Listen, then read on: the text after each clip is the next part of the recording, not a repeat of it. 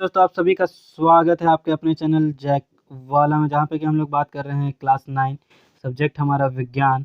हर दिन मैं ये बात को रिपीट करता हूँ क्योंकि कौन दिन किसके पास कौन सा वीडियो है ये पता नहीं।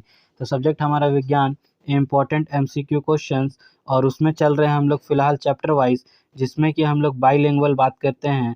और ये चैप्टर है 6, जिसका नाम है उत्तक। इंग्लिश में बोला जाए तो इसे इंग्लिश में बोलते हैं टिश्यू। तो बिना समय गवाए आते हैं हम लोग पहले क्वेश्चन में। अगर आपको ये वीडियो अच्छा लग रहा है तो लोगों तक शेयर करें, और बिना समय गवाए बिना कुछ बातों को रखे मैं सीधे आता हूँ पहले क्वेश्चन पे। और पहला क्वेश्चन आपको आपके स्क्रीन पे दिख रहा है, और पहला क्वेश्चन कहता है पौधों में सबसे लंबी कोशिका कौन है। पौधों में सबसे लंबी कोशिका रेशे हैं, जिसे हम लोग फाइबर भी कहते हैं। उसके बाद आते हैं प्रश्न संख्या 2 की ओर, और प्रश्न संख्या 2 हमारा कहता है कॉर्क में किसके जमाव के कारण अतिरिक्त सुरक्षा उत्पन्न होती है। किसके जमाव के कारण? तो सुबिरिन। सुबिरिन, ये इंग्लिश में भी इसे सुबिरिन ही बोला जाता है। सुबिरिन के जमाव के कारण वो अधिक सुरक्षा उत्पन्न करता है। उसके बाद आते हैं प्रश्न संख्या 3 पे, और प्रश्न संख्या 3 थोड़ा बड़ा है, इसे मैंने स्क्रीन पे कर लिया एडजस्ट।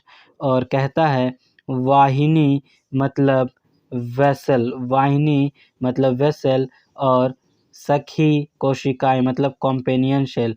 वेसल्स और कॉम्पेनियन सेल जिसके किसके जाइलम एवं फ्लोएम में पाई जाती है। किसके जाइलम एवं फ्लोएम में पाई जाती है? तो ये एंजियोस्पर्म, एंजियोस्पर्म में पाई जाएगी। एक होता है, याद रखिएगा, जिम्नोस्पर्म। जिम्नोस्पर्म का मतलब होता है जिसका नेकेड सीड हो। अगर किसी का नेकेड सीड है मतलब नंगा बीज, तो उसे हम लोग कहते हैं जिम्नोस्पर्म। और दूसरा जो है वो है एंजियोस्पर्म। एंजियोस्पर्म जिसका सीड कवर्ड होता है, फ्रूट के अंदर होगा, कवर्ड सीड होगा, उसे कहेंगे हम लोग एंजियोस्पर्म। उसके बाद आते हैं प्रश्न संख्या 4 की ओर, और प्रश्न संख्या 4 हमारा कहता है निम्न में से कौन विकल्प अंतवर्षी उत्तक के लिए सही है। अंतवर्षी उत्तक के लिए सही है तो घास में पर्व के ऊपर पाए जाते हैं, पर्व के ऊपर पाए जाते हैं। मीट पौधे में पर्व के नीचे पाए जाते हैं, बाद में अस्थायी उत्तक में बदल जाते हैं। तो ये तीनों पॉइंट जो है सही है, इसलिए इसका ऑप्शन डी हो जाएगा इनमें सभी। उसके बाद आते हैं हम लोग प्रश्न संख्या 5, और प्रश्न संख्या 5 हमारा कहता है निम्न में कौन कार्य के आधार पर विभाज्ययुक्त उत्तक नहीं है। कार्य के आधार पर, तो अंतवर्षी जो है, अंतवर्षी ये कार्य के आधार पे नहीं है। बाकी मॉस, मेरिस्टेम, प्रोमेरिस्ट और प्रोटोदम ये तीनों जो है कार्य के आधार पे हैं। उसके बाद आते हैं हम लोग अगला प्रश्न, प्रश्न संख्या 6, और प्रश्न संख्या 6 कहता है पाइप में डैश सरल अस्थायी उत्तक के प्रकार नहीं है। पाइप में डैश सरल अस्थायी उत्तक, तो ये है ग्राउंड मेरिस्टेम। ग्राउंड मेरिस्टेम के स्थायी उत्तक के प्रकार नहीं है। उसके बाद अगला प्रश्न है प्रश्न संख्या 7, और प्रश्न संख्या 7 जो है वो है निम्न में कौन विकल्प मृदुत्तक के लिए सही है। मृदुत्तक के लिए अगर बोला जाए तो याद रखिएगा प्रोजेनकाइम, कलर में चेंज कर लो, प्रोजेनकाइमा में सहारा देता है, एपिडर्मिस में जल वाष्पीकरण को रोकता है, एपिडर्मिस में प्रकाश संश्लेषण करता है। ये तीनों पॉइंट सही है, इसलिए इसका उत्तर हो जाएगा इनमें सभी।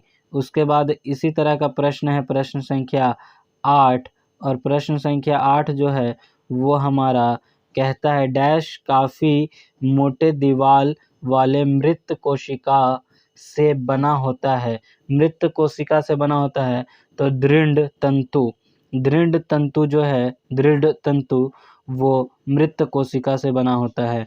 उसके बाद आते हैं प्रश्न संख्या 9 में, और प्रश्न संख्या 9 है शरीर का बाहरी और भीतरी रक्षक आवरण बनते हैं।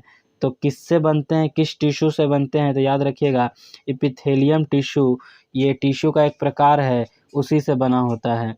उसके बाद आते हैं प्रश्न संख्या 10, और प्रश्न संख्या 10 जो है वो कहता है ट्रेकिया और अंडवाहिनी में पाए जाने वाले उत्तक है।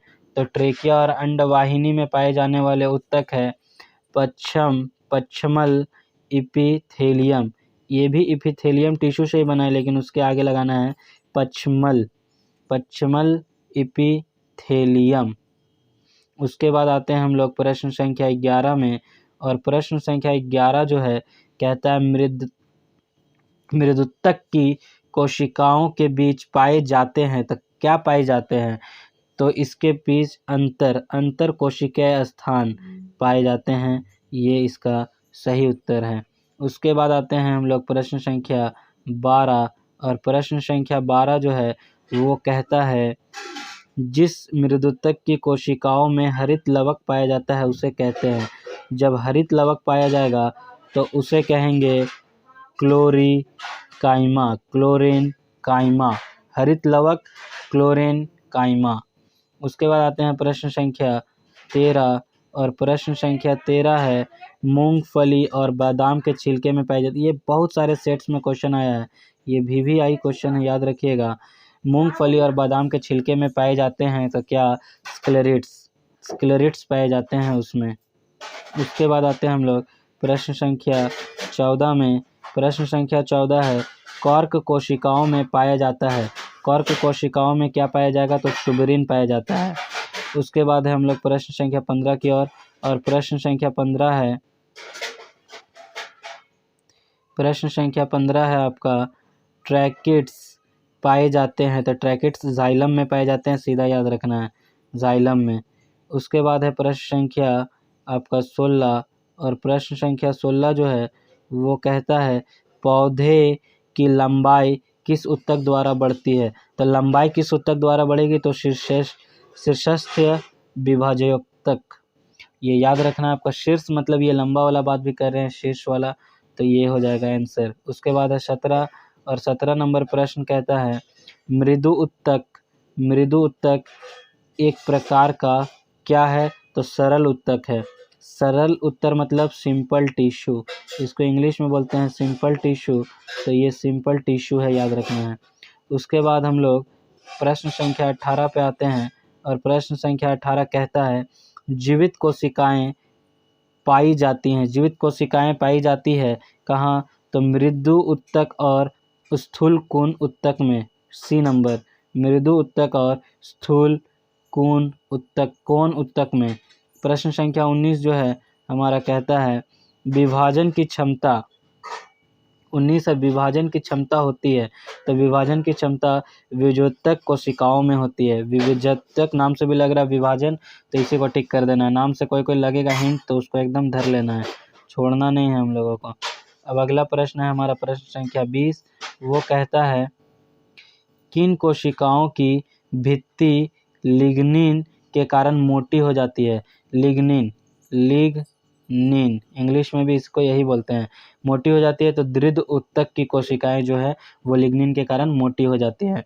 आई होप आपको समझ आया हो। आज के वीडियो में इतना ही, नेक्स्ट वीडियो में मिलेंगे जहाँ की हम लोग आगे बात करेंगे। जय हिंद।